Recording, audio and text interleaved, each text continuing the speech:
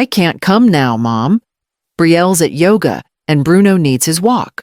That was the first thing out of Merrick's mouth, no greeting, no pause to ask how I was doing. The words landed sharp, almost absurd, in the quiet of my hospital room. Just a few hours earlier, the doctor had called him, telling him that tonight could be my last. I waited for him to take it back, to say he was already on his way. Instead, I heard the faint jingle of the dog's leash through the receiver, the crunch of his shoes on gravel, and the low panting of Brielle's golden retriever. He wasn't anywhere near the hospital. He was outside fulfilling what he apparently thought was the greater obligation. "I'll come tomorrow," he added lightly, as though promising to drop by for coffee. I forced my voice steady. All right. Just that. Nothing else would fit past the knot in my throat. When I set the phone back in its cradle, the room felt cavernous. The chair beside my bed sat empty, angled toward the space where a visitor's knees might be. The sunlight caught the silver frame, making it gleam like something freshly polished, unused. I pictured him there the way he used to pull up a chair at my kitchen table and reach for warm bread rolls before they cooled. The door opened, and Nurse Harriet stepped in, scanning my monitors. She glanced at me, frowning. "He's not coming tonight." I shook my head. She hesitated, resting her hand gently on the bed rail, then left without another word. The hiss of oxygen filled the silence. Somewhere beyond these walls, Merrick was circling the block, with that dog telling himself it was fine to wait until tomorrow. I closed my eyes not because I was tired, but because I didn't want the sting in them to turn into tears. After the call, the room settled into that thin hospital quiet, the kind that amplifies every distant cartwheel and muffled page over the intercom. I stared at the empty chair and tried to summon steadier memories, the kind that don't splinter when you touch them. Before all this, my days were simple in a way I had chosen. My apartment overlooked the harbor road. Mornings I'd open the windows and let salt air drift through while I laid out fabrics across the long table by the window. Patterns, colors, stitches, my small grammar of order. Neighbors would stop by with a ripped jacket or a child's favorite blanket, coming apart at the seams, and I'd send them home whole again. On weekends, I baked bread and traded loaves for jars of preserves from the woman downstairs.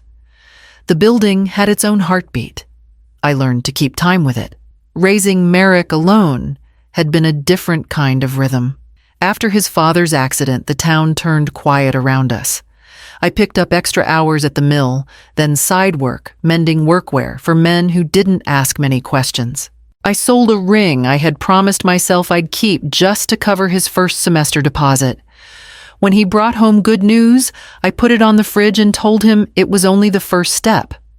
When he brought home worry, I hid my own and solved the numbers at the kitchen table after he went to bed. He used to fall asleep to the sound of my machine needle down foot-steady fabric passing under the light. He'd wander out with a blanket over his shoulders and say, "Don't stay up, Mom." I'd press my palm to his hair and tell him I was almost done. I never was. I kept stitching long after he fell back to sleep. Somewhere along the way, the calls got shorter. I told myself that meant success, not distance.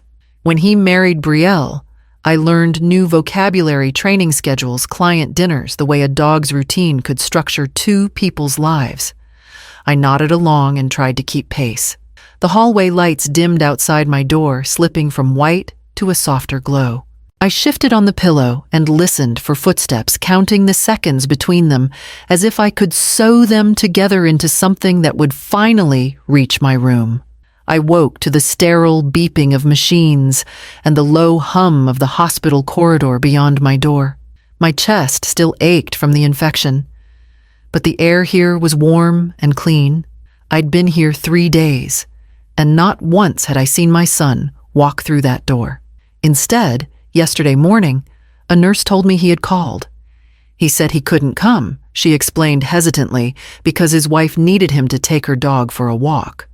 The words cut sharper than any scalpel. Not work, not an emergency, just another stroll in the park with a dog. That afternoon, the doctor updated me on my progress. I nodded at his instructions, but my mind was elsewhere, stuck on the image of my son laughing as he tossed a ball for that dog, while I lay here wondering if I'd see another sunrise. By evening, I knew I couldn't just sit in this bed waiting for him to care. If my son could choose convenience over his mother's life, then I needed to choose myself. I reached for the hospital phone and dialed a number I'd kept hidden for years. When the familiar voice answered, my heart steadied. I explained everything, how the house I'd given them had turned into my prison, how my health had been pushed to the brink, how my own child could dismiss me so easily. Then it's time, the voice said, firmly. We do this quietly, but we do it now. I hung up with a plan forming in my mind.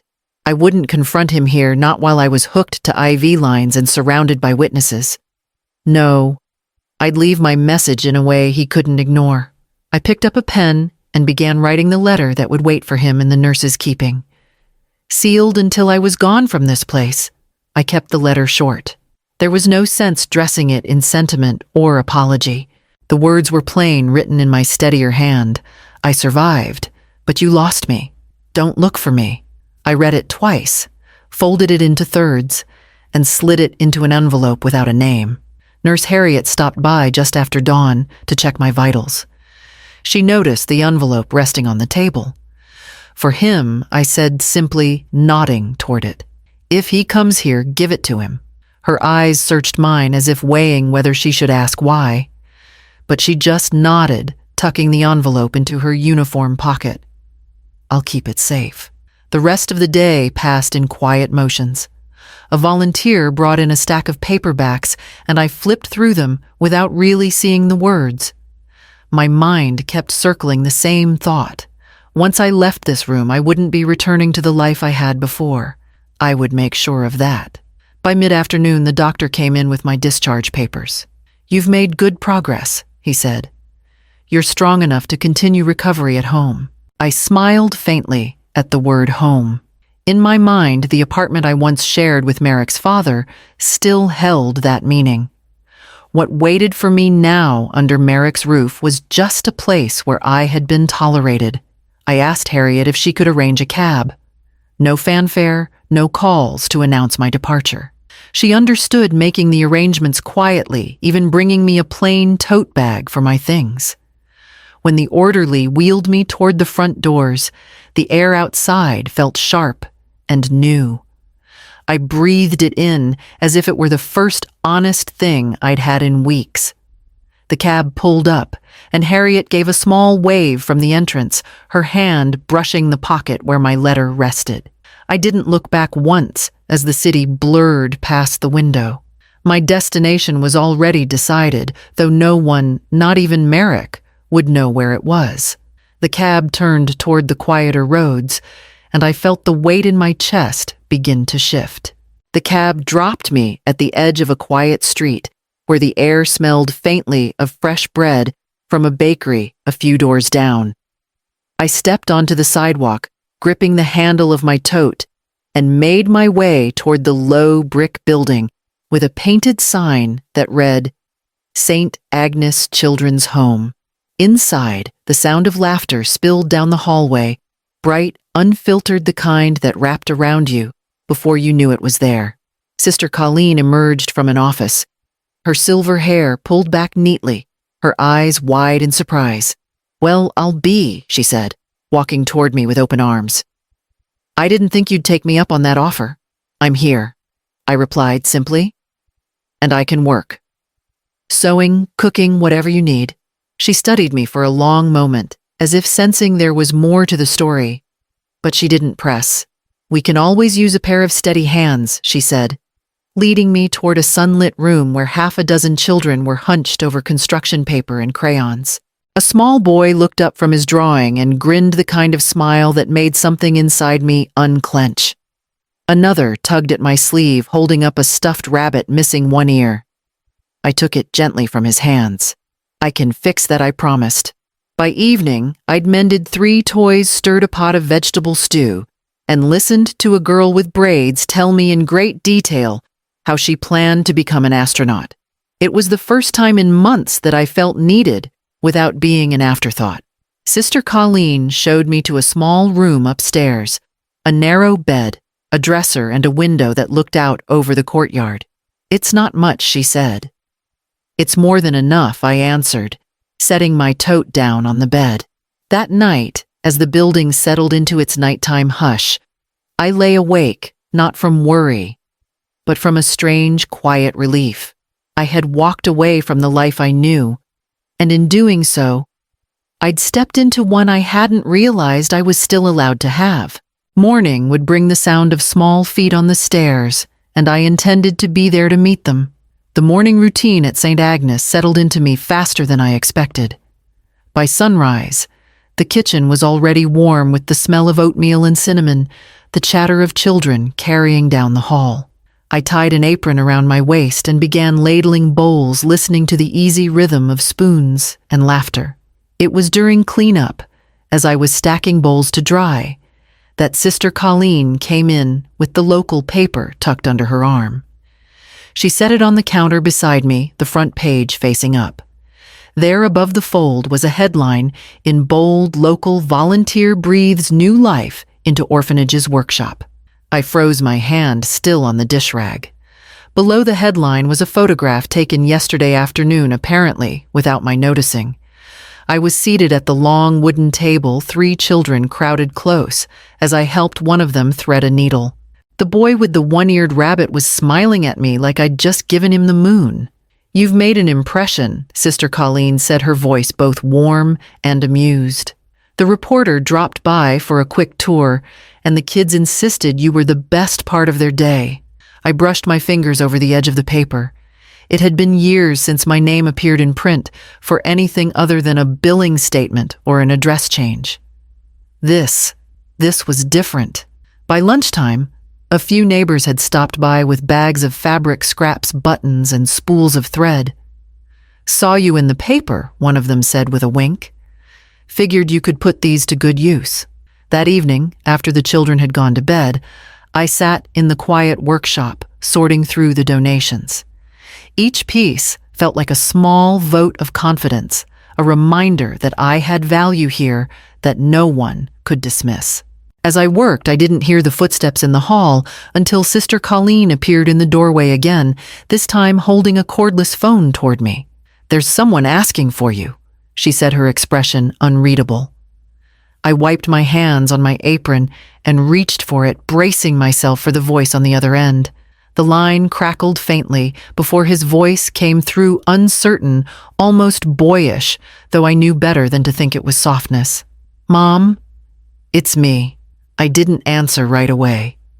The quiet stretched just long enough for him to fill it. "I went to the hospital," Merrick said, "but they told me you'd been discharged. The nurse gave me a letter." "What? What does it mean you're gone?" I could picture him standing there, letter in hand, the words probably still sealed into the envelope when he decided to call. "It means I left," I said evenly. There was a sharp breath on the other end, followed by a hasty rush of excuses. "I was going to come by that night, I swear." Brielle had her class, and the dog. I closed my eyes, hearing again the leash jingle through the phone that night. "You made your choice, Merrick. I made mine." The silence that followed was heavier than any raised voice could have been. He didn't ask where I was, at least not right away. When he finally did, it was clipped, like he already knew I wouldn't answer. "I'm safe," I said. "That's all you need to know." "I don't understand," he muttered. "You're my mother. You're supposed to—" His words trailed off unfinished, as if the rest had dissolved before he could form them. I let the quiet settle again, then spoke once more, slower this time. "You're an adult, Merrick. You no longer need me in the ways you once did. But I still need to live in a place where I matter." There was a faint sound, like he might say something else, but instead, the line went dead. I handed the phone back to Sister Colleen without a word. She didn't press. Me only gave a small nod before disappearing down the hall. I turned back to the work table, the half-mended rabbit waiting where I'd left it. Threading the needle, I pulled the seam closed one careful stitch at a time, feeling the fabric firm beneath my hands as the quiet of the room returned. 2 days later, the front doors of St. Agnes creaked open during the afternoon bustle of after-school snacks and homework. I was in the kitchen, slicing apples for a plate of peanut butter sandwiches, when Sister Colleen appeared in the doorway. "There's someone here asking for you," she said softly. "I can send him away if you'd prefer." I didn't have to ask who. The air shifted in a way that told me before I even stepped into the hall. Merrick stood there, shoulders tense, eyes scanning the worn floors and painted walls like he was trying to memorize where I'd been hiding. "Mom," he said, and it came out more like a demand than a greeting. I nodded, keeping my hands at my sides. "You found me." He glanced toward the children's laughter spilling from the playroom, then back to me. "Why here? Why not home?" "Because home," I said evenly, "is not where I'm overlooked." His jaw tightened. "You left without giving me a chance to explain." "You had your chance," I interrupted. "When you chose a leash over my hospital bed." The words landed between us like something fragile shattering. His gaze faltered, but only for a heartbeat, before he shifted into the tone he used when trying to close a deal. "Brielle's worried. She thinks people might get the wrong idea if they hear you left." I almost laughed at that. How quickly his concern turned to appearances. "Then let them," I said, my voice steady. He looked like he wanted to argue, but the sound of running feet broke the moment. The boy with the rabbit dashed past us grinning, and Merrick's eyes followed him as if he'd caught sight of a world he didn't quite understand. "I should go," he muttered, stepping back toward the door. I didn't follow him. Instead, I turned toward the kitchen, the smell of peanut butter still warm in the air, and picked up the knife to finish the plate I'd started. Behind me, the door closed, and the building returned to the rhythm I'd chosen for myself. By the weekend, the newspaper article had taken on a life of its own. Neighbors I'd never met before stopped by the orphanage, some with donations, others just to shake my hand.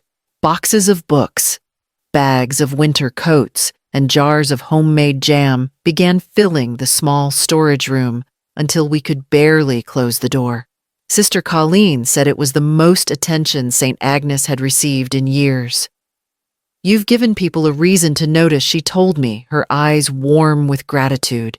One afternoon, a local radio host called asking for an interview about the sewing workshop and how it was helping the children learn new skills. I agreed, not for myself, but because I knew the attention could mean more support for the home. During the broadcast, I kept my words focused on the children and the joy of seeing them create something with their own hands. I didn't mention Merrick, the hospital, or the letter. Still, a part of me wondered if he was listening. That question was answered sooner than I expected. The following morning, Sister Colleen handed me an envelope with my name written in his familiar hurried script. Inside was a short note I heard you on the radio. You sounded different. I don't know what to say except I'm sorry. Can we talk? I sat with the letter for a long time before folding it and placing it in my dresser drawer. I wasn't ready not to open old wounds, not to explain the choice I'd made all over again. Instead, I threw myself into the work.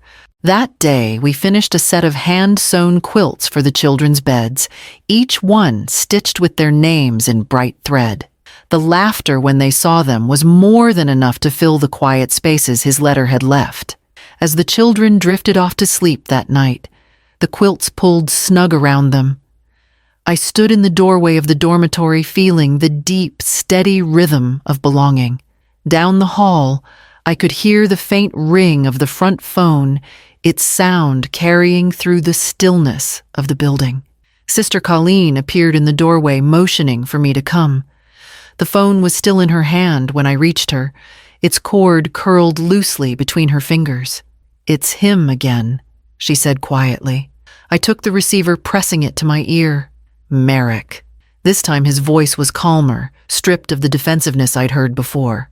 I'm not calling to argue. I want to understand.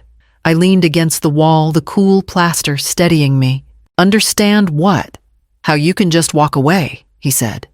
From me. From everything. I didn't walk away from everything, I replied. I walked towards something that lets me breathe. He was quiet for a moment. The kids. Yes. And the people who make room for me without condition.